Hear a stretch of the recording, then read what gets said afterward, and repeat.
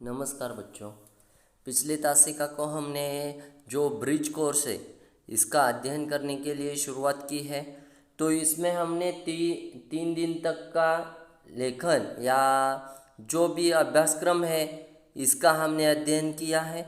इसके बाद जो चौथा दिन है यानी कि इसके बाद जो भी दिन आएंगे वह आपको छुड़वाने हैं। मैं आपको इसके बारे में अभी बता रहा हूँ। तो चलिए देखते हैं कि चौथे दिन यहाँ क्या दिया है कि छात्र क्षेत्र वाचन लेखन भाषण यानी कि क्या है अपेक्षित कौशल्य। इसमें क्या है कि छात्र अपरिचित परिस्थितियों और घटनाओं की कल्पना करते हुए गुट चर्चा में सहभाग होकर उसमें आए विशेष उदाहरणों वाक्यों का अपने बोलचाल तथा संभाषण में प्रयोग कर परिचर्चा भाषण आदि में अपने विचारों को मौखिक लेखिक ढंग से व्यक्त करें। यानी कि इसमें जो घटनाक्रम दिया है यानी कि इसमें जो बताया है कि आप किसी एक चर्चा पर भाग ले और इसमें चर्चा करें और इसका भाषण या लेखन करें, ऐसा उन्होंने कहा है। इसके बाद क्या है कि आओ पता करें। इसमें क्या है कि इस चित्र में क्या दिखता है कि इस चित्र में 2 पंछी हैं। तो इसके बारे में आपको अपने विचार प्रकट करने हैं। छात्र अपनी कल्पना शक्ति से इस चित्र में दिखाई देने वाली चिड़ियाओं का वार्तालाप अपने शब्द में अभिव्यक्त करेंगे। यानी कि क्या करेंगे कि इसमें जो भी चित्र में दिखता है पंछी कैसे है, उनका रंग कैसा है, वह उनके नाम क्या है, यह आपको बताना है, वार्तालाप करना है यानी कि बताना है। चिड़ियों के वार्तालाप को व्यक्त करते समय छात्रों की कल्पना शक्ति, विचार शक्ति और भाषा का विकास अपेक्षित है। यानी कि इसमें जो भी हमें दिखता है उसका वर्णन हमें करना है और इसका वर्णन करते वक्त हमें क्या क्या दिखता है यह भी बताना है। आओ सक्षम बने यानी कि क्या कि इसमें एक कविता दी गई है, इसके बारे में आपको कविता लिखने के लिए भी कहा है। यानी कि हम ऐसे ही कविता एक आपको लिखनी है, ऐसा उन्होंने कहा है।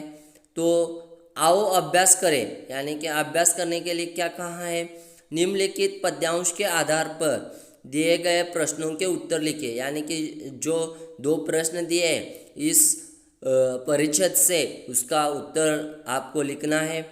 आओ सृजन करें यानी क्या चित्र के आधार पर कहानी लिखे। हमें 8वीं कक्षा में अपने कहानी लेखन पढ़ा है, तो इसलिए इस चित्र के आधार पर आपको एक कहानी लिखनी है और लिखनी है पूरक साहित्य स्रोत। यानी कि क्या और हम क्या कर सकते हैं, कक्षा 8वीं हिंदी सुलभ भारती पाठ लकड़हारा और वन पढ़िए। हमने लकड़हारा और वन यह पाठ पढ़ा है। तो इसमें आपको जो कहानी इसके आधार पर आपको यह कहानी लिखनी है। तो इसके बाद क्षेत्र वाचन लेखन भाषण 5वां दिन है।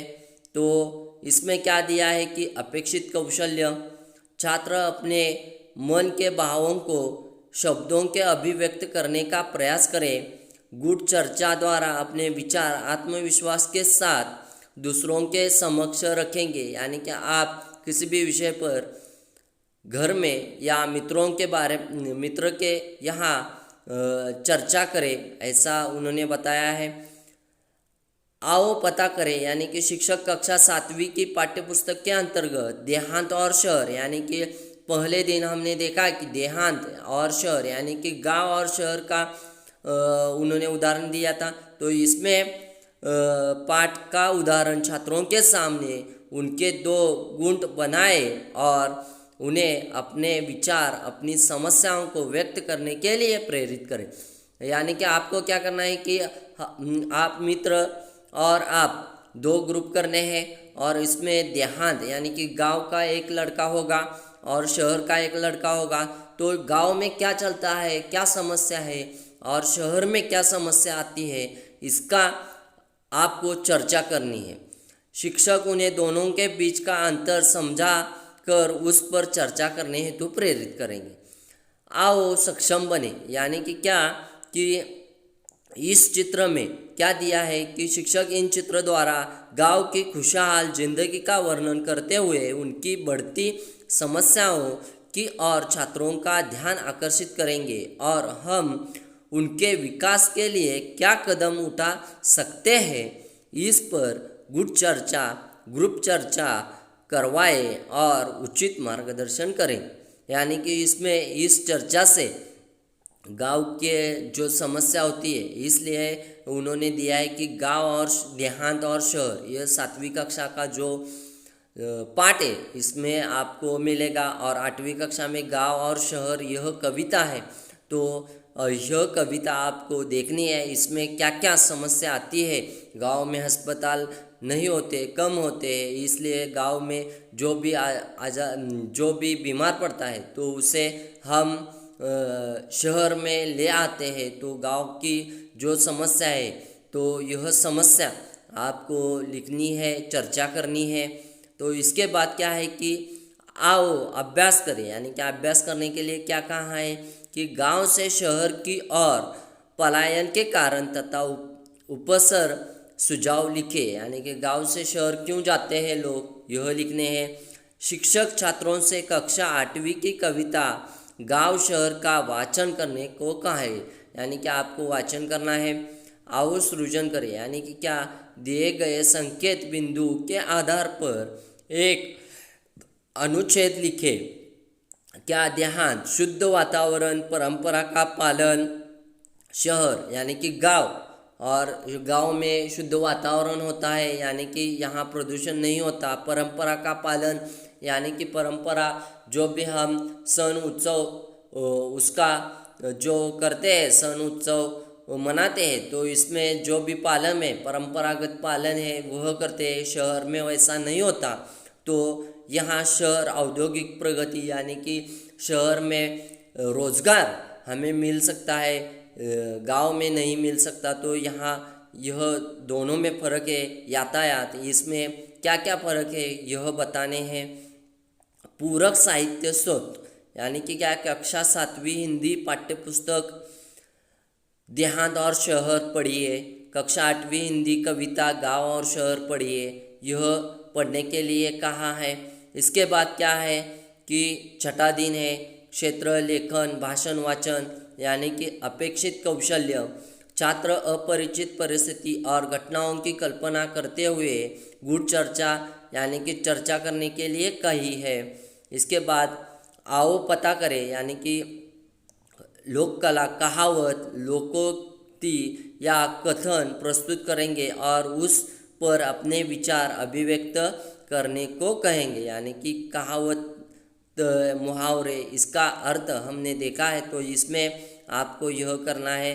उसका केंद्रीय अर्थ ग्रहण करते हुए छात्र अपने विचार लिखित रूप में व्यक्त करेंगे। कहानी के रूप में भी उसे व्यक्त कर सकते हैं, यानी कि कहानी का उन्होंने यहाँ व्यक्त कर सकते हैं, ऐसा कहा है। तो इसके बाद आओ सक्षम बने। शिक्षक छात्रों के समक्ष महापुरुषों के सुवचन दोहराकर या प्रस्तुत करते हुए उन्हें उसी प्रकार के सुवचन की सूची तैयार करने के लिए कहेंगे। यानी कि जो महापुरुष है उनके जो सुवचन है, तो यहाँ अब्दुल कलाम जी का बताया ऐसे ही आपको लिखने हैं। इन सुंदर विचारों से छात्र अपने जीवन में बदलाव लाएंगे, जिससे जीवन सकारात्मक रूप में बदलने में सहायता होगी। यानी कि यह ऐसा आपको वचन लिखने हैं महापुरुषों के। आओ अभ्यास करें। इसमें क्या कि अपने जीवन की महत्वपूर्ण घटना बताए। कक्षा 8वीं की हिंदी पाठ्यपुस्तक में पाठ मेरा विद्रोह में जिस प्रकार लेखक ने अपने जीवन की घटना का वर्णन किया है, उसी प्रकार छात्रों को भी मौखिक रूप में व्यक्त होने का अवसर देंगे। यानी कि यहाँ जो भी आपको अवसर मिलेगा, तो इसमें पाठ्य 8वीं कक्षा का जो किताब है, इसमें मेरा विद्रोह, इसका वर्णन यहाँ दिया है, आपको वह पढ़ना है। आओ सृजन करें, यानी कि शरीर के विभिन्न अंगों से संबंधित मुहावरों की सूची बनाए। यानी कि शरीर के जो अंग है, हाथ है, पैर है, इसका मुहावरे आपको बनाने हैं। 8वीं कक्षा के किताब में है, वह आपको लिखने हैं। कक्षा 8वीं की हिंदी पाठ्य पुस्तक में से मेरा विद्रोह कहानी पढ़िए। यानी कि मैंने बताया कि मेरा विद्रोह, यह कहानी आपको पढ़नी है, इससे इसके बारे में आपको बहुत जानकारी मिल सकती है।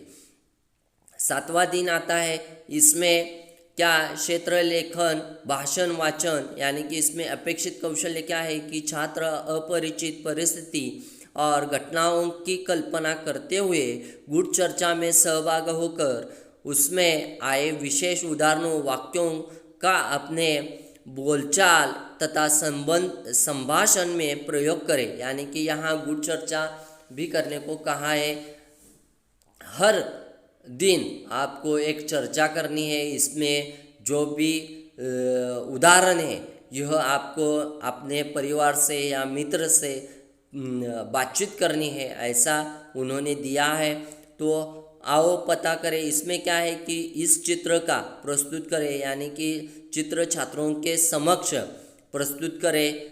छात्र अपनी कल्पना शक्ति से आगामी घटना का अनुवाद करेंगे और उस मौखिक या लिखित रूप में व्यक्त करेंगे। यानी कि चित्र का वर्णन आपको लिखना है, ऐसा यहाँ दिखता है। शब्द चित्र पर आधारित कहानी लिखे, चित्र के लिए रिक्त जगह नाम लिखे। यानी कि यह हमने कहानी कैसे लिखी, बुद्धों को द्वारा कहानी लिखने का सीखा है 8वीं में, तो आपको यह कहानी लिखनी है।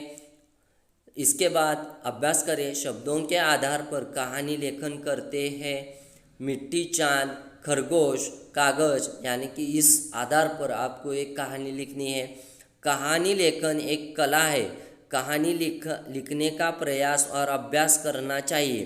कहानी लेखन करते समय ध्यान में रखने जैसी बातों के लिए इस लिंक पर भेज दें। यानी कि आपको बहुत जानकारी चाहिए, तो इस यूट्यूब पर आप जाकर देख सकते हैं। तो इसके बाद कक्षा 8वीं की हिंदी सुलभ भारती पाठ्यपुस्तक में दी गई 2 लघु कथाएँ पढ़िए, जंगल की कहानियाँ सुनाइए। यानी कि जो लघु कथाएँ दी गई है वह पढ़े, जंगल की कहानियाँ यह पढ़े। 8वां दिन है, तो इसमें आपको क्या कहा है कि शिक्षक छात्रों को भारतीय की किसान का परिचय करके देंगे। यानी कि किसान, आप किसान के बेटे हैं, तो आपको किसान क्या क्या करता है, हम क्या क्या बोते हैं, ज़मीन में क्या क्या बोते हैं, तो इसमें आपको किसान की जानकारी मिल सकती है, आपको मालूम है। तो इसके बाद शब्द हमारी भाषा के आभूषण है, अतः शब्दों का भंडार विशाल होना आवश्यक है। छात्रों को कुछ शब्द देकर उनके पर्यायवाची शब्द लिखने में शिक्षक छात्रों की मदद करेंगे, जैसे किसान, कृषक, भूमिपुत्र, हलवार, खेतीहर, कृषि जीवन। यानी कि इसके जो पर्यायवाची शब्द है, आपने 8वीं कक्षा में पर्यायवाची यानी कि और विलोम शब्द इसका अध्ययन किया है, तो यह आपको शब्द लिखने हैं।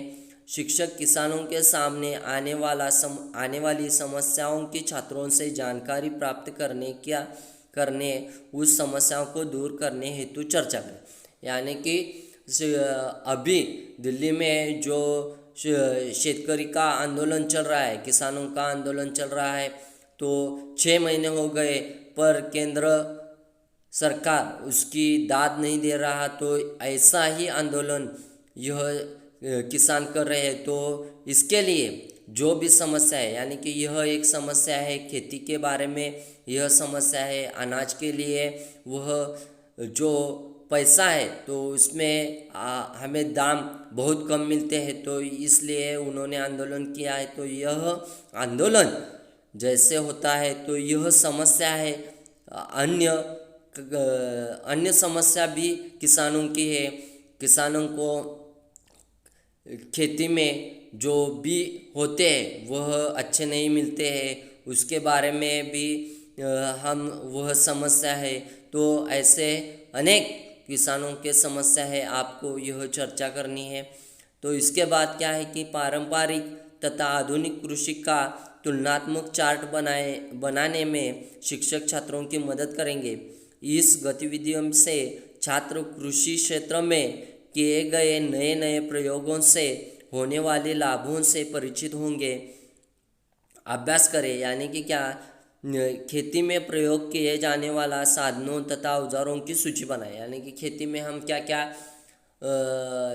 देते हैं, यानी कि उस औजारों का नाम आपको मालूम है, इसकी सूची बनानी है। आधुनिक खेती में आए बदलाव की जानकारी देने वाले 2 मुद्दे लिखे। आधुनिक यानी कि जो यंत्र से हम खेती करते हैं तो इसका बदलाव आया है, तो यह हम देख सकते हैं। यानी कि इसमें अभी जो हम औषधों का फवारणी करते हैं, यानी की आपण औषधांचा फवारणी पंपानं करतोय, पण आता आधुनिक ह्याच्यामध्ये जास्त जर जमीन असेल तर त्यामध्ये ड्रोनच्या साह्यानं एका जागी थांबून आपण सगळ्या शेतामध्ये ते औषध फवारणी करू शकतो। म्हणजे या आधुनिक तंत्रज्ञान आलेलं आहे। त्यामध्ये शेतीमध्ये बघितला तर तुम्हाला असं जाणवेल की आधी बैलानं आपण कुळवत होतो, नांगरत होतो, तर त्यामध्ये आता ट्रॅक्टर आले, ट्रॅक्टरनं कुळवतात, नांगरतात। म्हणजे या आधुनिकता यामध्ये शेतामध्ये आलेली आहे। याचं आपल्याला मुद्दे लिहायचे। यानंतर काय आहे की किसान की आत्मकथा विषय पर 10 से 15 वाक्यों में निबंध लिखे। निबंध लिहायचा है किसान की आत्मकथा पर। 8वीं हिंदी सुलभ भारतीय पाठ्यपुस्तक में से खेती में आई तब्दीलियाँ या पाठ का वाचन कीजिए। यानी कि यह वाचन करना है आपको। तो इसका जो आगे का है आपको पढ़कर और आपको यह छुड़वाना है। और इसके बाद जो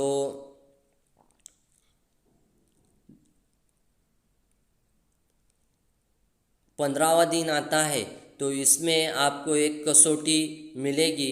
आपको यह कसौटी यानी कि जो टेस्ट है आपको छुड़वानी है, और यह ताव पर छुड़वा कर आपके पास ही रखना है। यह सब 15 दिन तक आपको यह छुड़वाना है, स्वाध्याय लिखना है। और इसके बाद आपको यह 15वां दिन दिखाई देता है, इसमें आपको कसौटी दिखती है। यह कुल अंक 15 गुणों का है। तो यह आपको ताव पर छुड़वाना है और इसका फ़ोटो हमें ग्रुप पर भेजना है, क्योंकि यह आपकी टेस्ट चेक होने वाली है, तो इसलिए यह छुड़वा कर आप फ़ोटो भेज सकते हैं। तो आज हम यहाँ पर रुकते हैं। धन्यवाद।